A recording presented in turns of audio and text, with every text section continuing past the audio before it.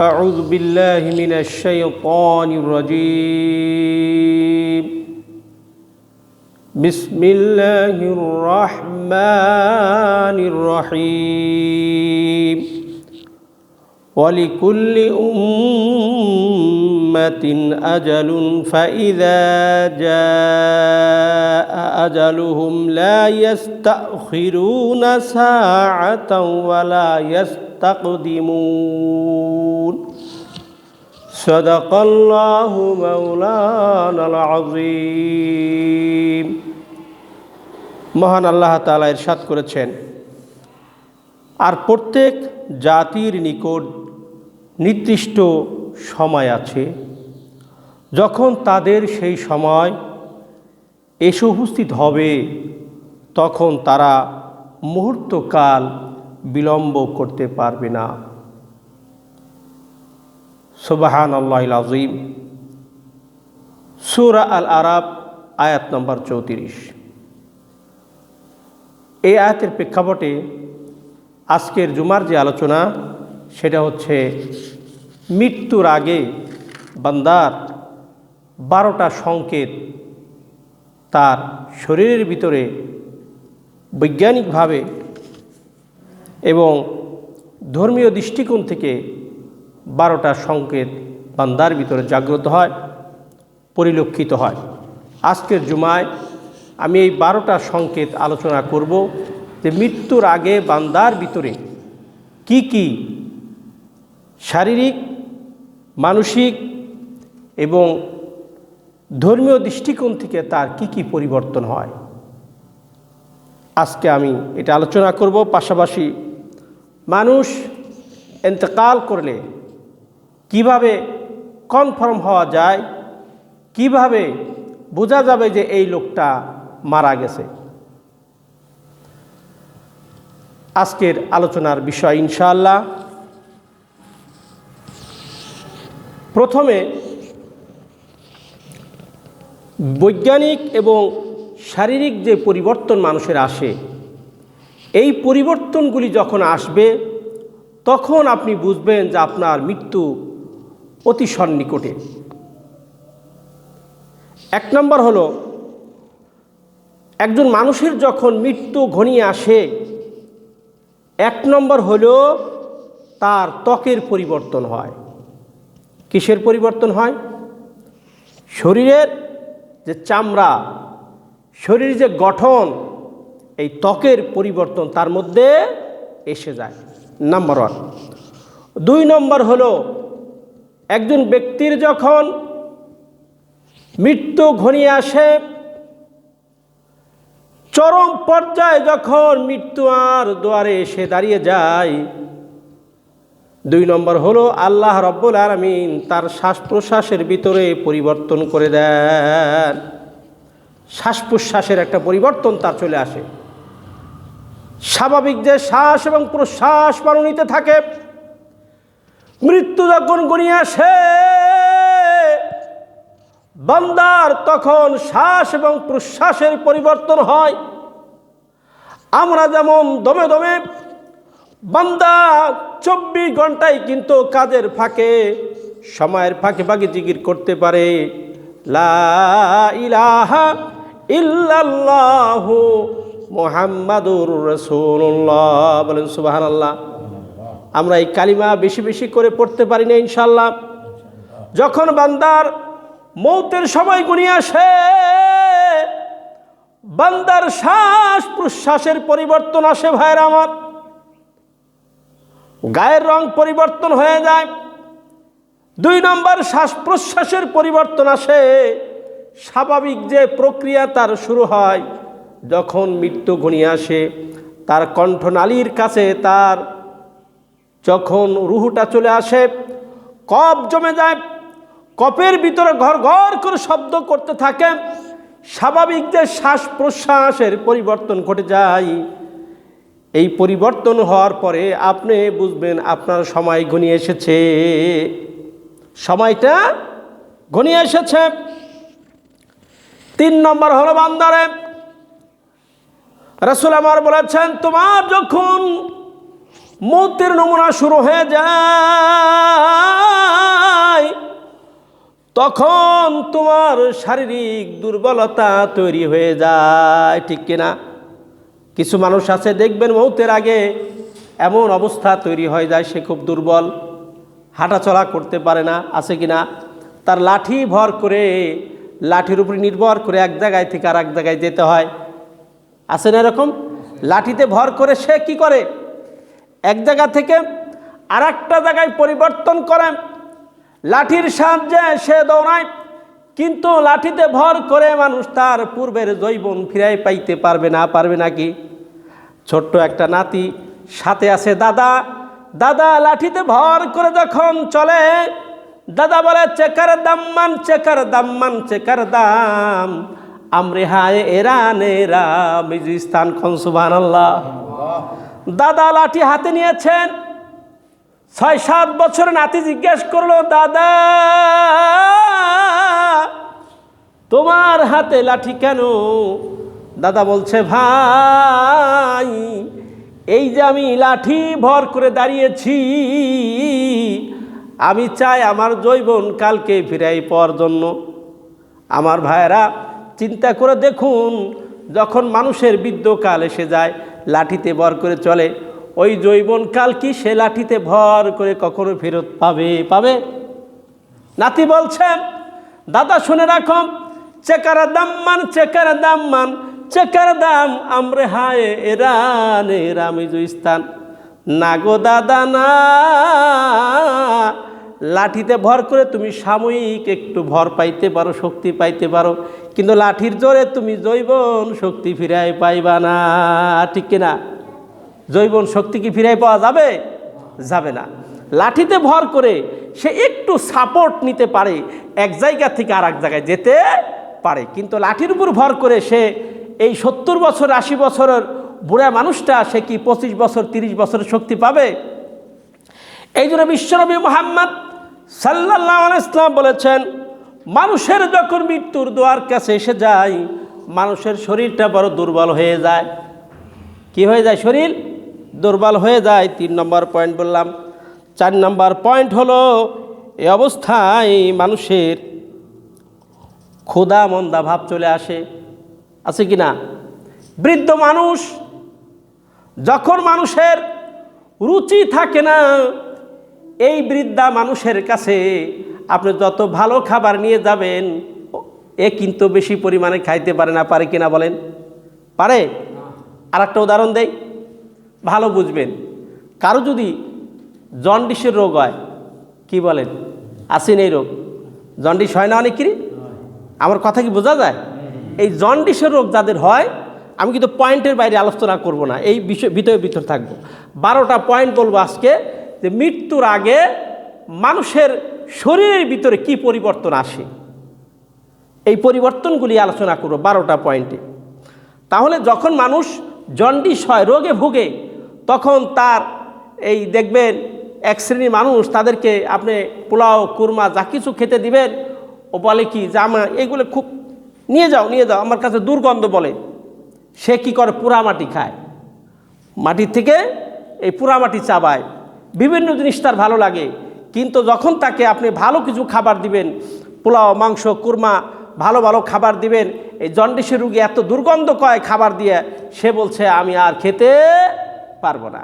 তো মানুষের যখন মৃত্যুটা ঘনিয়ে আসে, তখন তার শরীরের ভিতরে এই পরিবর্তন আসে যে সে খুব পেরেশানি হয়ে যায়, দুর্বল হয়ে যায়।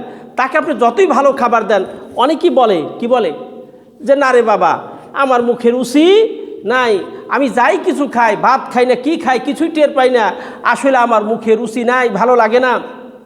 কিন্তু যখন মুখে রুচি থাকে, সকালবেলায় চাচা কোদাল কান্দে নিয়ে মাঠে চলে গেল, মাঠে ফজরের নামাজের পরে মাঠে যাওয়ার পর কিছু সময় কোদার কাঠে নিয়ে কাজ করেছেন।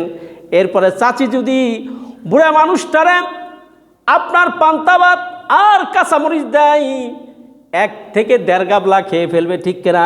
মুখে রুচি থাকলে কাঁচামরিচ দাও, খাবার ভালো লাগে, ঠিক কিনা? আর মুখে যদি রুচি না থাকে, আপনি যতই ভালো খাবার দেন, তার মুখে ভালো লাগবে না। সে বলবে তোমরা যাই কিছু দাও, আসলে আমার মুখে স্বাদ নাই, গন্ধ নাই। টেস্ট লাগে না। তার মানে হচ্ছে বিশ্বনবী মুহাম্মদ রাসূলুল্লাহ সাল্লাল্লাহু আলাইহি ওয়াসাল্লাম বাজান রে লক্ষ্য করিয়া শোনো, তোমার মৌতের সময় যখন ঘনিয়ে আসবে তোমার প্রথম নম্বরে খাবারের রুচি নষ্ট হয়ে যাবে। কি নষ্ট হবে? খাবারের রুচি নষ্ট হয়ে যাবে। খাবার যখন তুমি খাবে ভালো লাগবে না, দুর্গন্ধময় হবে খাবার। এই খাবার যতই টেস্ট হোক না কেন, ওই খাবার কোনো বাচ্চারে দিবেন কত টেস্ট করে খায়, কিন্তু আপনার মুখে ভালো লাগে না, ঠিক কিনা? এরপরে বিশ্বনবী বলেন, ভাইয়েরা আমার, যেই লোকটার মত কাছে কাছে চলে আসবে ওই লোকটা দেখবেন সে যেখানে বসে সেখানেই ঘুমায়। আসেন এরকম, যেখানে বসে ওখানেই ঘুম ধরে। মসজিদ আর ওয়াজ মাহফিলে বেশি ঘুম ধরে না? মসজিদে আসলে দেখবেন যে অনেক মানুষ কি করে, ঘুমিয়ে যায়, কিন্তু বাড়িতে কাঁথা বালিশ দিলে তার ঘুম আসে না। অবস্থাটা এরকম হবে যখন বান্দার মৌতের নিশানা শুরু হয়ে যাবে, তখন বান্দার যেখানে সেখানে ঘুম আসবে। মানে ঘুমটা হচ্ছে এমন, আপনি তো একটা লিমিটেশন ঘুম আছে না? আপনি তখন রাতের বেলায় 9টা থেকে 10টার দিকে শুইতে গেলেন, ফজরের নামাজ পর্যন্ত ডিপলি স্লিপ আপনার যখন এরকম হইতে থাকলো, একেবারে ফ্রেশ মন নিয়ে ফজরে যখন আসসালাতু খায়রুম মিনান নাওম মুয়াজ্জিন সাহেব যখন আযান দিল, বান্দা তখন মসজিদের দিকে দৌড়াইতে থাকবে, ঠিক কিনা? মসজিদের দিকে কী করবে? দৌড়াইতে থাকবে। একবার আমার দাদার কাছের একটা ওয়াজ বলি। দাদা ওয়াজ করতেন, ইবলিস শয়তান মুহাম্মদ সাল্লাল্লাহু আলাইহি ওয়াসাল্লামের দাওয়াত দিয়েছেন যে হুজুর আমার বাড়িতে আপনার দাওয়াত, আমার বাড়িতে আপনাকে দাওয়াত। তো মুহাম্মদ সাল্লাল্লাহু আলাইহি ওয়াসাল্লাম বলছেন, তোর বাড়ি কোন জায়গায়?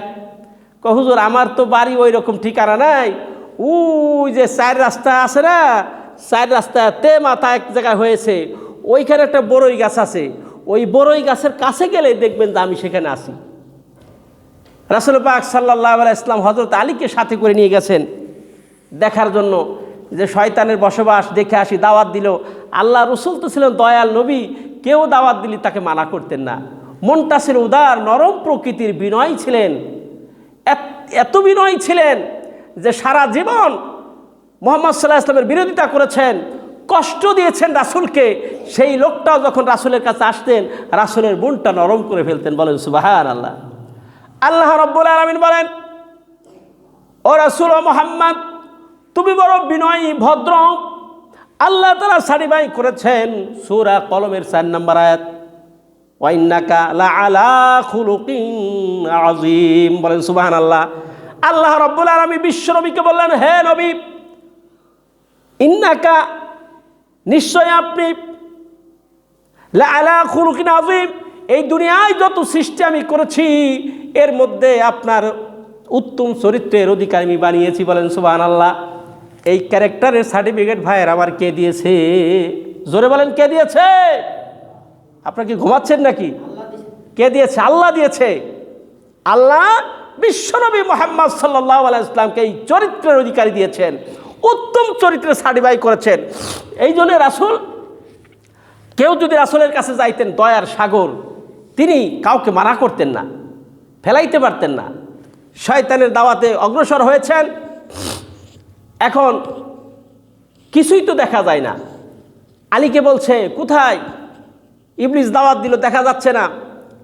তা উকি ঝুঁকি মেরে দেখে যে ওই একটি আগেকার যুগে রসুন, পেঁয়াজ এগুলো পাহারা দেওয়ার জন্য ক্ষেতের মধ্যে একটা কুড়া ঘর উঠাইতো নি কি? মুরব্বীরা তো ভালো বুঝতে পারবেন। এই কুড়া ঘরের ভিতরে দেখে যে একটা এক মাথা ভাঙা একটা ডুগি তবলা, ঢোল, আর এক কালো বড় চেকুন সুতার জাল। তো হযরত আলীকে রাসূল বলছেন যে ওইটা নিয়ে চলো। যখন এই জাল আর এই ডুগি তবলা নিয়ে যখন রওনা হয়েছেন, তখন কাঁদতে কাঁদতে পিছনের দিক থেকে আসছেন। বলছি, ইয়া রাসূলুল্লাহ, আমি তো আপনাকে দাওয়াত দিয়েছিলাম। আল্লাহর নবী বলছেন, তুমি কোথায় গিয়েছিলেন? বলছে, হুজুর, আমার যে সম্পদ আপনি নিয়ে যাচ্ছেন, এই সম্পদ দেখানোর জন্য আমি আপনাকে দাওয়াত দিয়েছি।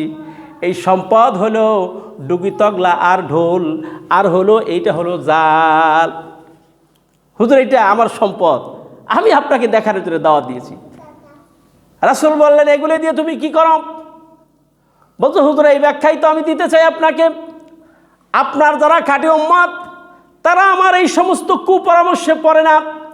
তাদেরকে আমি যতই বোঝাই, যতই তাদেরকে ওয়াসওয়াসা দেই, যখন আজানের সুর শুনে যায় তাদের কাছে, যখন আজান হয়ে যায় ইয়া আইয়ুহাল্লাযীনা আমানু, হে ঈমানদার লোকেরা, ইযা নুদিয়া লিস-সালাতি মিন ইয়াউমিল জুমআ ফাসআউ ইলা যিকরিল্লাহ ওয়া যারুল বাই যালিকুম খায়রুল লাকুম ইন কুনতুম তা'লামুন।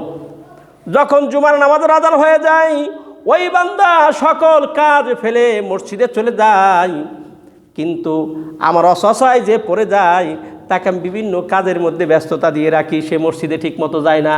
এমন টাইমে যায় যখন খুতবা শেষ হয়ে যায়, যখন জামাত শুরু হবে তখন আসে। এই কায়দা আমি করি। কিভাবে? আবার যখন আপনার উম্মতগুলি একের সাথে অপরের সিম্পল জিনিস দিয়ে আমি ঝগড়া বাঁধিয়ে দিই। কেমনে ঝগড়া বাঁধায়? বলে হুজুর আমি এক জায়গায় একটু চিটাগুড় লাগাই দেই, চিটাগুড় দেখলে ওইখানে কিছু পিঁপড়া আসেনি, পিঁপড়া আসে, পিঁপড়া দেখলে আবার সেখানে কিছু টিকটিকি আসে, টিকটিকি দেখলে সেখানে বিড়াল আসে। ভাইরা আসেনি বিড়াল? টিকটিকি দেখলে বিড়াল আসে। আর যেখানে বিড়ালের সমাগম হয় কুকুর মশাই কি বসে থাকে, ওই কুকুর বিড়ালের সাউন্ড শোনার শুনে তাকে ধাওয়া করার জন্য আসে কিনা? এখন পাশের বাড়ির কুকুর এই পাশের বাড়ির বিড়ালকে যখন ধাওয়া দিল, ওই বাড়ির একটা যুবক ছেলে ছিল, কুকুরের মাথায় দিল বাড়ি। কুকুর কান্না করতে করতে মালিকের কাছে চলে গেলেন। মালিক বলল কে রে এত বড় সাহস আমার কুকুরের গায়ে হাত দিল? সে লাঠি ছোটা ঢাল কাতরা যা কিছু ছিল সব নিয়ে বাহির হয়ে গেল। দুই পক্ষে তুমুল সংঘর্ষ লেগে গেল। হুজুর এদিকে দেখলাম 25টা 2টা মার্ডার হয়ে গেছে, 25 জন হাসপাতালে ভর্তি। যখন এই মারামারিটা লেগে যায় আমি শয়তান মহা সুখে আমার ঢোল তবলা বাজাইতে থাকি। নাউজুবিল্লাহ বলবেন না আপনারা? আল্লাহু আকবার। আমি ঢোল তবলা বাজাই। এইরকম মারামারি বিশেষ করে ব্রাহ্মণবাড়িয়া জেলায় সিম্পল আম পাতা নিয়ে, সিম্পল ছাগলে খেয়েছে আম পাতা, সিম্পল জিনিস নিয়ে মারামারি করে 25-26 জন 50 জন পর্যন্ত হাসপাতালে ভর্তি হয়। ঠিক না বেঠিক? এমন গর্হিত কাজ তারা করে। কিছুদিন আগে নিউজে দেখলাম জায়ান নামে একটা ছেলে, 7-8 বছর বয়স। আগেকার যুগে আমরা দেখেছি কত বাড়িতে কুশার ফল ফলাদি বাচ্চারা পেরে পেরে খাইতো, মানুষ কিছু কইতো না, ঠিক কিনা? একজনের গাছে তেঁতুল পড়ছে নিচে, সেই বাচ্চাটা তেঁতুল খুঁড়তে গেছেন। ওই তেঁতুল আলার বাগানের মালিক 7-8 বছরের ছেলেটাকে মেরে, তার সাথে পরনে প্যান্ট ছিল, প্যান্ট দিয়া গলা আটকে গাছের সাথে ঝুলাই রাখছে। কর নাউজুবিল্লাহ। এইরকম পৈশাচিক চরিত্রের মানুষ এই পৃথিবীতে বর্তমানে লক্ষ্য করা যায়। কিন্তু আগে দেখতাম আমরা যে কত বাড়িতে ফসল ফল ফলাদি, এবং ওই বাড়ির মুরব্বী বলতো খাও তোমরা খাও, এই তোমরা এই আম নাও, এটা নাও সেটা নাও। নিজেরা সিম্পল একটা তেঁতুলের জন্য একটা মানুষের জীবন শেষ করে দিল। এই কামটা যখন করে শয়তান, তখন বলে হুজুর আপনার উম্মতগুলি যখন এইভাবে মারামারি করে সিম্পল জিনিসের জন্য, আমি শয়তান তখন আমার ডুগি তবলা বাজাইতে থাকি, আর আমার কাছে আনন্দ লাগে দিছি লাগাইয়া উম্মতের মধ্যে। ঠিক কিনা ভাইরা আমার? ঠিক কিনা? এরপরে শয়তান বলে হুজুর এই জালটা আপনি দেখতেছেন, যখন বান্দা সারা রাত সুন্দরভাবে সোজা হয়ে ঘুমায় যায়, যখন ফজরের ওক্ত শুরু হয়ে যায় তার আগে একটু মিষ্টি মিষ্টি কি আসে, শীত আসে, ঠিক কিনা?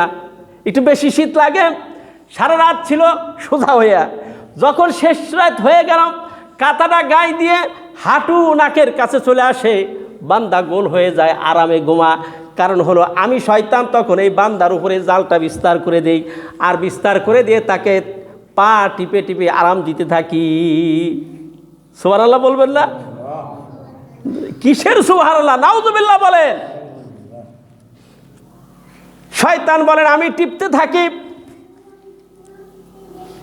এরপরে টিপার কারণে আমি বলি, ও করিমের বাপ, ও রহিমের বাপ, ও মন্ডল মোল্লা সাহেব, আরাম করে ঘুমাও। তুমি ঘুমাইলি আমার লাভ। আর তুমি জাগনা পায় যখন মুয়াজ্জিন বলবে আসসালাতু খায়রুম মিনান নাওম, তখন আমার সর্বনাশ হয়ে যাবে, আমার ব্যবসায় লস পড়ে যাবে। ওই মুসল্লি যখন মসজিদে যাবে, আমি যে জালটা বিস্তার করে রাখি, ওই মুসল্লি আজানের শব্দ শোনার সঙ্গে সঙ্গে 1 নম্বর মুসল্লি বিছানায় ঘুমায় থাকতে পারে না, পারে নাকি? কথা কয় না। আজানের শব্দ শুনলে 1 নম্বর মুসল্লি যে সে কি ঘুমায় থাকতে পারে? হুজুর, ও লাভটা যখন উঠে যায়, আমার এই বিছানোর জালটা ছিঁড়ে গেছে, যেখানে বিভিন্ন জায়গায় ফোটা পড়ে হয়ে গেছে। আপনার 1 নম্বর উম্মত, আমি যতই জাল বিছাইয়া তারে রাখি, টিপতে থাকি, ও কিন্তু ঠিক আছে, আজান শোনার সাথে সাথে মসজিদে দৌড়ায়, ও কিন্তু বাড়িতে বসে থাকে না। সুবহানাল্লাহ, এইবার বলেন সুবহানাল্লাহ। ইমানদার লোক বসে থাকতে পারে না। আজান হয়ে গেছে মসজিদে, বান্দা কেন বেহুদা বসে থাকবে, মসজিদে আসবে না? হুজুর, এই তাবিল হলো, যখন আমি জালটা বিছাই দেই, বান্দা তখন ঘুমিয়ে যায়, আমি আরাম দেই আর বলি ঘুমা, তোর এত সময় সারা রাত্রি সোজা হয়েছিলি বান্দা, শেষের দিকে তোর হাঁটুটা নাকের কাছে চলে আসছে, মানে ফুটবল হয়ে যা। কিয়ামতের ময়দানে যখন ফেরেশতারা লাথি মাইরে গোল বানায় জাহান্নামে ফেলে দিবে, তখন আমি শয়তান সাকসেসফুল হয়ে যাব। আমরা কি শয়তানের ফাঁদে পা দিব? জোরে বলেন, দিব কি না? দিব না ইনশাআল্লাহ। আমার ভাইয়েরা, এরপরে বান্দা যখন মৃত্যুর সময় ঘনিয়ে আসে, বান্দার ঘুমের পরিমাণ বেড়ে যায়। স্বাভাবিক একটা ঘুম আছে, যখন আপনি স্বাভাবিকভাবে ডিপলি স্লিপ করবেন, ঘুমাবেন, ফজরের সময় মুয়াজ্জিন ডাকার সাথে সাথে মসজিদে চলে আসবেন, বলেন সুবহানাল্লাহ। এই ঘুমের পরে কিছু মানুষ আছে, যেখানে বসে সেখানেই ঘুমায়, যেখানে বসে সেখানেই ঘুমায়। বুঝবেন আল্লাহর বান্দা, আপনার সময় ঘনিয়ে এসেছে, সময় কিন্তু নাই। আপনি মনে মনে ভাববেন, আমার তো মেলা সময় আছে রে, বিয়ে শাদিও তো করি নাই, আরও বেশি সময় নিয়ে যখন বৃদ্ধ হয়ে যাব, আমার দাড়িগুলি পাকা হয়ে যাবে, তখন মসজিদমুখী হয়ে যাব। কিন্তু যুবক, ভালো করে শুনে রাখো, অনেক যুবক এই সুযোগও পায় না, 40 বছর পর্যন্ত যেতে পারে না, 15 বছর, 10 বছর, 20 বছর। অনেক যুবক গাড়িতে ড্রাইভ করে সে সুন্দরভাবে চলতেছিল, হঠাৎ করে দেখা গেল মোটর সাইকেল অ্যাক্সিডেন্ট করে জায়গায় ব্রেক হয়ে যায়। ঠিক না ঠিক? তুমি সময় পাবা না। ওই যে ঘড়ির কাঁটা টিক টিক করে ঘটে, wise man side hot to do quick, বান্দারে হট টু ডু কুইক। ও বান্দা, তুমি মনে করেছো আগামীকাল থেকে ভালো কাজ করব, সেই সময় হয়তো আল্লাহ তোমাকে নাও দিতে পারে, ঠিক কিনা? ওই ঘড়ি বলে হট টু ডু কুইক, বান্দারে তোমার যা করার তাড়াতাড়ি করো। মানে এখন মসজিদে এসেছো, তওবা করে ভালো হয়ে যাও। আজকে থেকে নিয়াত করো, জুমা থেকে শুরু করলাম, এখন থেকে আর 5 ওয়াক্ত নামাজ কামাই দিব না। জোরে বলেন সুবহানাল্লাহ। 5 ওয়াক্ত নামাজ কামাই দিব না, ইনশাআল্লাহ। নিয়াত আছে না সবাই? আমার ভাইয়েরা, আপনাকে আমার কথা বুঝতেছেন তো ইনশাআল্লাহ? 6 নাম্বার পয়েন্ট হলো,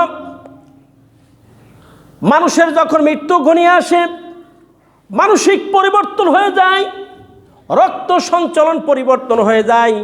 এই যে মানুষের শরীরের ভিতরে হাড় আছে, কি আছে? কথা বলে না, হাড় আছে না? এই হাড়ের কাজটা হলো রক্তকে এইরকমভাবে পাম্প করতে থাকে, ঘুরতে থাকে। আপনার শরীরের শিরার ভিতরে ভেইন আছে, ছোট ছোট ভেইন, মানে হচ্ছে রগ, বড় রগ, ছোট রগ দিয়ে, ক্ষুদ্র ক্ষুদ্র রগ দিয়ে এইরকমভাবে হাত যখন পাম্প করতে থাকে, আপনার সারা শরীরে রক্ত দৌড়াইতে থাকে। বান্দারে, এই হার্টটা যদি পাম্প করা বন্ধ করে দেয়, সাথে সাথে তুমি হার্ট স্ট্রোক করে মরে যাবা। ঠিক না ঠিক? এই যে যিনি হার্টটা সচল করে দিলেন, তিনি কে? জোরে বলেন, তিনি কে? ওয়াজ মনে হয় বুঝেন নাই। এই হার্টটা যিনি আমার চালায়, হৃৎপিণ্ডটা চালায়, সুন্দরভাবে রক্ত সঞ্চালন করে, আমার সারা শরীরে রক্ত ঘুরতে থাকে। এই আমার হাতটা সুস্থ করার মালিককে জোরে বলেন, আরো জোরে কন, আরো জোরে কন। আল্লাহ আমার হাতটা চালাই। এই হার্ট যেইভাবে পাম্প করতে থাকে, মেডিকেল সায়েন্স বলে একটা সেকেন্ডের জন্য হার্ট যদি বন্ধ করে দেয়, সাথে সাথে ওই লোকটা মৃত্যুর কোলে ঢলে পড়বে, ঠিক কিনা? এই জন্য মানুষের 6 নম্বরের পরিবর্তন হলো রক্ত সঞ্চালন পরিবর্তন হয়, মানসিক পরিবর্তন হয়। রক্তের সঞ্চালন যখন তোমার পরিবর্তন হয়ে যাবে বান্দারে, তখন মনে করো বাবারে তোমার মৃত্যু অনেক কাছে চলে এসেছে, এখন থেকে তওবা করে ভালো হয়ে যেতে হবে। তুমি মনে করো না আমি বৃদ্ধ হয়ে ভালো হয়ে যাব, বৃদ্ধ হওয়ার সুযোগ নাও থাকতে পারে। আছে না? অনেক যুবক মনে করে কেবল যৌবন বয়স, কিন্তু তার আর একটা কাম ভালো করে, এই 2 আঙ্গুলের কাম। সেটা কি দেখবেন? 2 আঙ্গুলের কাম হলো সারাক্ষণ এই অল্প বয়সের ছেলেরা ফ্রি ফায়ার খেলে, ঠিক কিনা? মোবাইলে গেম খেলে। 2 হাত দিতে আগেকার বাচ্চারা খেলাধুলায় মত্ত থাকতো, হাডুডু খেলতো, দড়িয়ে বান্ধা খেলতো, বিভিন্ন খেলাধুলায় ব্যস্ত থাকতো। এখন সব ঘরমুখী হয়ে গেছে মোবাইল টিপে, ঠিক কিনা? ঠিক কি বানাই বললাম কথা? সন্ধ্যা থেকে শুরু করা ফজর পর্যন্ত মোবাইল টিপে। মুয়াজ্জিন যখন বলে আসসালাতু খায়রুম মিনান নাওম, তখন যুবক কেবল ঘুমিয়ে যায়, কারণ সারা রাত জাগনা ছিল মোবাইল টিপতে টিপতে, ঠিক কিনা? এইরকম দৃশ্য শুরু হয়ে গেছে বাংলাদেশে। ও যুবক, তোমার পা ধরে বলি বাজান, সময় কিন্তু নাই, আজকে তুমি তওবা করে ভালো হয়ে যাও, ঠিক কিনা? তুমি মনে করেছো বুড়া হবা, কিন্তু তোমার মতো যুবক ওই যে অ্যাডভোকেট মুকাদ্দেস ভাই, মুসাদ্দেক ভাই, সে মনে করেছিল কেবলমাত্র 3টা বাচ্চা, মনে করছে আমি জোয়ান মানুষ, আমার চেয়ে বয়সে কম, মোটর সাইকেল চালিয়ে এই কানাইপুরের দিকে রওনা হয়েছিল। চিন্তাও করতে পারে নাই 1 সেকেন্ডের ভিতরে তার মৃত্যু হয়ে যাবে।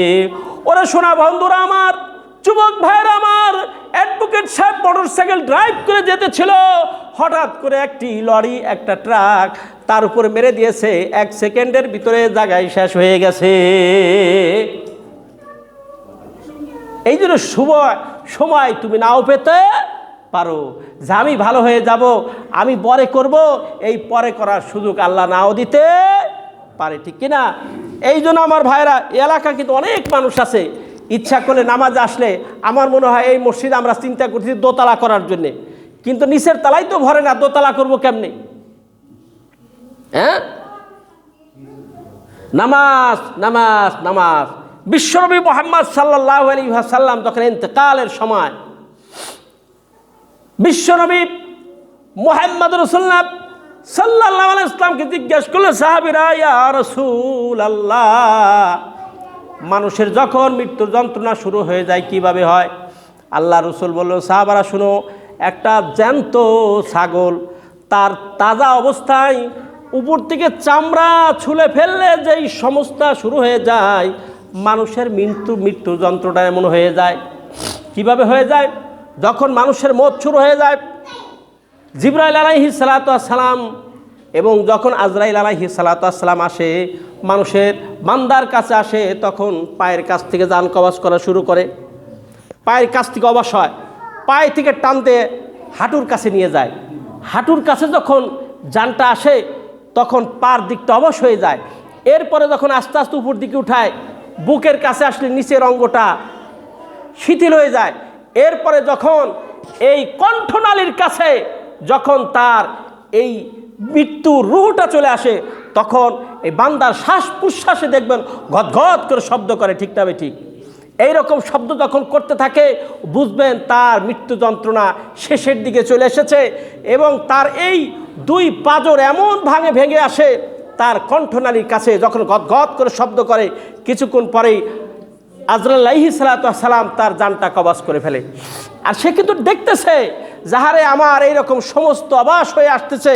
আর যখন সে 2 ভাবে মানুষের জান কবজ হয়। কয়ভাবে ভাইরা? 2 ভাবে। একটা হলে দেখবেন অনেক মানুষ মরার পরে তার চোখ এরকম তাকায় থাকে না এরকম? তার মানে হচ্ছে এই চোখ দিয়ে যখন রুহুটা টান দিয়ে বের করে, তখন তার চোখটা এইভাবে তাকায় থাকে, চোখ আর মিলার সুযোগ পায় না।